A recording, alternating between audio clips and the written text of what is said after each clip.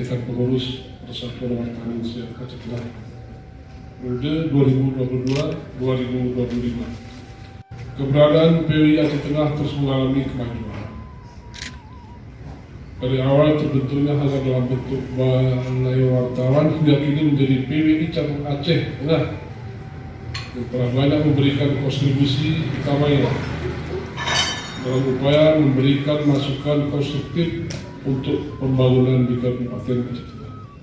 Konferensi ketiga dan pelantikan pengurus Persatuan Wartawan Indonesia bersama kami menyatakan tutup.